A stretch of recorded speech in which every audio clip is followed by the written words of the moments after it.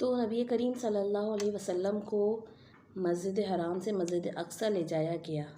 حالانکہ اللہ تعالیٰ چاہتا تو تمام انبیاء اکرام کو مسجد الحرام میں بلوا کر نبی کریم صلی اللہ علیہ وسلم کو وہاں پر امامت کروا دی جاتی، لیکن مسجد اقصی کی اہمیت کو اجاگر کرنے کے لیے آپ صلی اللہ علیہ وسلم کو بطور خاص اس مسجد تک لے جایا گیا، اور پھر وہاں سے آپ صلی اللہ علیہ وسلم کا معراج کا سفر شروع ہوتا ہے، جو کہ مسجد اقصی سے ہوتا ہے گا۔ تو اللہ تعالیٰ یہاں کیا فرما رہے ہیں گے، لِنُرِيَهُ مِنْ آیاتنا، تاکہ ہم آپ کو اپنی نشانیوں میں سے دکھائیں، نبی کریم صلی اللہ علیہ وسلم کو اپنی نشانیوں میں سے دکھائیں۔ خاص کیا نشانیاں، یعنی قدرت کے عجائبات؟ ایک تو سب سے پہلے کہ 40 دن کی مسافت ایک رات قلیل حصے میں طے کرایا گیا، پھر مسجد اقصی سے آپ کو آسمانوں تک لے جایا گیا اور انبیاء اکرام کی ملاقات کرائی گئی، آپ کو آسمانوں پر اور دیگر بھی مشاہدات کرائے گئے، جنت اور جہنم دکھائی گئی۔ نبی کریم صلی اللہ علیہ وسلم کی جو صحیح بخاری کی روایات آتی ہیں، اس کا خلاصہ رکھیں تو کہ آپ صلی اللہ علیہ وسلم کے لیے آسمانوں کے دروازے کھلوائے گئے۔ پہلے آسمان پہ آپ صلی اللہ علیہ وسلم کی ملاقات حضرت آدم علیہ السلام سے ہوئی، پھر اگلے آسمان پہ حضرت یحییٰ اور عیسیٰ علیہ السلام سے ملاقات ہوئی، پھر تیسرے آسمان پہ حضرت یوسف علیہ السلام سے ملاقات ہوئی، وہاں ان کو دیکھا گیا کہ آپ ان کو نصف حسن دیا گیا ہے حضرت یوسف علیہ السلام کو، پھر حضرت ادریس علیہ السلام کو دیکھا چوتھے آسمان پہ، حضرت ہارون علیہ السلام کو 5ویں آسمان پہ، حضرت موسیٰ بن عمران سے ملاقات ہوئی 6 آسمان پر۔ اور جب نبی کریم صلی اللہ علیہ وسلم وہاں سے جانے لگے تو وہ رونے لگے کہ جو جوان میرے بعد آیا ہے گا اس کی امت میری امت سے زیادہ تعداد میں جنت میں داخل ہوگی۔ اور سب سے اوپر ٹاپ پہ 7ویں آسمان پہ ابراہیم علیہ السلام اپنی پشت بیت المعمور سے لگائے ہوئے بیٹھے تھے، جس میں 70,000 فرشتے روز داخل ہوتے ہیں، اور پھر ان کی دوبارہ کبھی باری نہیں آئے گی۔ یہ خیر ڈیٹیل ہمیں حدیث مبارکہ میں ملتی ہے کہ یہاں اللہ تعالیٰ فرما رہے ہیں کہ لِنُرِيَ فِي آیاتنا، ہم انہیں اپنی من آیاتنا، ان کے اپنی نشانیوں میں سے دکھائیں، اِنَّهُ هُوَ السَّمِيعُ الْبَصِيرُ، اور بے شک وہ سننے والا ہے، وہ جاننے والا ہے۔ یعنی اللہ تعالیٰ سب سن رہا تھا کہ نبی کریم صلی اللہ علیہ وسلم نے آ کر جب یہ سب واقعات معراج کی رات کے تمام لوگوں کو بتائے تو کون کیا کہہ رہا ہے وہ سب سن رہا تھا، اور وہ سب دیکھ رہا تھا، اسے سب معلوم تھا، کیونکہ لوگوں نے اس چیز کو اور زیادہ مذاق بنایا، اور یہی موقع تھا جب نبی کریم صلی اللہ علیہ وسلم پہ کی تصدیق کر کے حضرت ابوبکر صدیق رضی اللہ عنہ کو صدیق کا لقب ملا۔ اگلی آیت میں آ رہا ہے وَآتَيْنَا مُوسَى الْكِتَابَ وَجَعَلْنَاهُ هُدًى لِبَنِي إِسْرَائِيلَ، اور ہم نے موسیٰ علیہ السلام کو کتاب یعنی تورات دی، اور ہم نے اسے ہدایت بنایا بنی اسرائیل کے لیے۔ یعنی تورات جو تھی وہ ہدایت کا ذریعہ تھی، کس کے لیے تھی؟ بنی اسرائیل کے لیے۔ ہدی لبنی اسرائیل، اور قرآن مجید ہدی للناس ہے، تمام انسانوں کے لیے۔ اور یاد رکھیں آسمانی کتابیں جو اللہ تعالیٰ کی طرف سے آتی ہیں، ان کا اصل مقصد کیا ہوتا ہے گا؟ ہدایت۔ ان کا اصل مقصد صرف برکت، صرف ثواب یا ایصال ثواب نہیں ہوتا ہے گا، یا اپنی دنیاوی زندگی میں جو کام کر رہے ہیں اس سے پہلے اس کو کر کے اس کی برکت حاصل کریں، نہیں، اصل مقصد ہدایت ہوتا ہے گا، باقی چیزیں تو ساتھ میں جڑی ہوئی ہوتی ہیں گی۔ تو یہاں یہ بتایا جا رہا ہے گا اللہ تتخذوا من دونی وکیلا، کہ تم مت بناؤ میرے سوا کسی کو کارساز، یعنی صرف اللہ پر ہی توکل کرو۔ آپ دیکھیں کہ بنی اسرائیل کی تورات کتاب کو کہا جا رہا ہے گا، اس کا پورا جو ایک طرح سے نچوڑ بتایا جا رہا ہے وہ کیا بتایا جا رہا ہے گا؟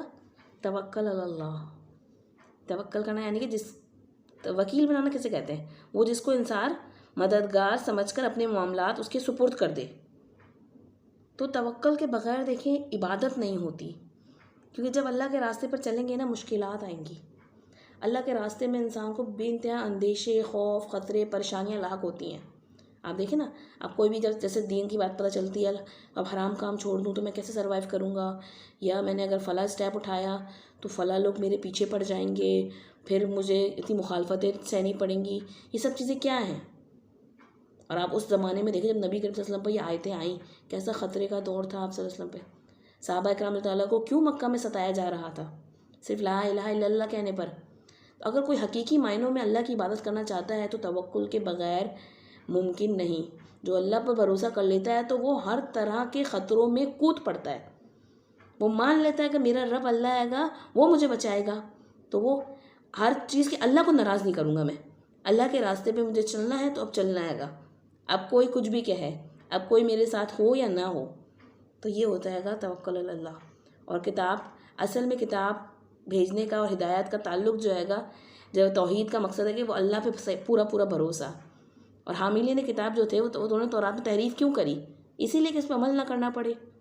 آج بھی یہی ہوتا ہے گا، جب بندے عمل نہ کرنا چاہتے ہوں تو کیا کرتے ہیں گے کہ اس کی بات کے اصل معنی کو بدل دیتے ہیں گے۔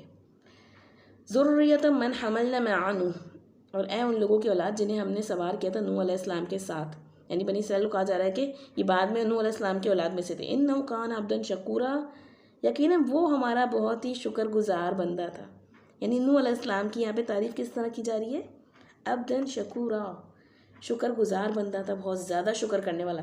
شکور کا لفظ جو آتا ہے نا یہ فعول کے وزن پہ آتا ہے، یعنی بہت ہی زیادہ شکر گزار، قدم قدم پہ شکر گزار کرنے والا، لمحے لمحے شکر گزاری کرنے والا۔ نبی کریم صلی اللہ علیہ وسلم کے بارے میں آتا ہے، صحابہ کرام کہتے ہیں کہ آپ صلی اللہ علیہ وسلم راتوں میں اتنا لمبا قیام فرماتے تھے، تو صحابہ کرام نے کہا یا رسول اللہ صلی اللہ علیہ وسلم آپ کے تو اگلے پچھلے سب گناہ معاف ہیں، آپ کیوں اپنے آپ کو اتنا تکلیف دیتے ہیں گے؟ آپ کے پیروں پہ سوج جاتے تھے۔ تو نبی کریم صلی اللہ علیہ وسلم نے کیا فرمایا؟ افلا یکون عبدا شکورا، کیا میں اپنے رب کا شکر گزار بندہ نہ بنوں؟ یاد رکھے شکر گزار بندہ بننے کے لیے محنت کرنی پڑتی ہے گی۔ شکر گزار بندہ صرف زبان سے الحمدللہ کہنے والا نہیں ہوتا ہے گا، اس کا دل بھی رب کے سامنے جھکتا ہے گا، اس کا پوری باڈی اپنے رب کے احکامات کے آگے جھکنے میں تیار ہوتی ہے گی۔ ہر طرح کی تکلیف میں بھی وہ اللہ کا شکر ادا کرتا ہے، ہر طرح کی آزمائش و پریشانیوں میں بھی وہ اس کا جو مایوسی نہیں چاہتی، وہ اپنے رب کے ساتھ دامن اس کا جڑا رہتا ہے گا۔ یہاں پہ خاص طور پہ عبدن شکورا کہہ کے نوح علیہ السلام کی طرف نسبت کرائی گئی کہ ان سے تمہارا تعلق ہے بنی اسرائیل کو بتایا جا رہا ہے گا۔ اب آگے آ رہا ہے گا آیت نمبر 4 میں، وَقَدَيْنَا إِلَىٰ بَنِي إِسْرَائِيلَ، وَقَدَيْنَا، اور ہم نے متنبع کر دیا تھا بنی اسرائیل کو، یا ان کے لیے فیصلہ کر دیا تھا۔ قاضی کا لفظ ہم اردو میں کہتے ہیں نا، قاضی کیا ہوتا ہے؟ فیصلہ کرنے والا، یعنی کہ کسی خبر کو وضاحت کے ساتھ کلیئرلی کر کے بیان کر دیا۔ اور جب قضا الا آتا ہے نا، ایک تو آتا ہے قضا علیہ ہوتا ہے اور ایک قضا الا آتا ہے گا، تو قضا الا جب آتا ہے نا تو اس کا مطلب ہوتا ہے گا کہ کسی چیز کی خطرناک بات کی متنبع کیا جا رہا ہے گا آپ کو۔ فی الکتاب لتفسدن فی الارض، ہم نے کتاب میں واضح کر کے بتا دیا تھا، ان کو متنبع کر دیا تھا کہ تم زمین میں 2 دفعہ فساد مچاؤ گے، لتفسدن فی الارض مرتین، 2 مرتبہ تم زمین میں فساد مچاؤ گے۔ کتاب سے مراد تورات ہے، یعنی ان کی تورات میں بھی یہ انفارمیشن تھی۔ اللہ تعالیٰ کو تو ایسی بات ہے، اللہ تعالیٰ خود تقدیر کا تمام چیزوں کو پتہ ہے کہ آخرت تک کیا کچھ ہونے والا ہے گا۔ وَلَتَعْلُنَّ عُلُوًّا كَبِيرًا، اور تم بہت بڑی سرکشی کرو گے۔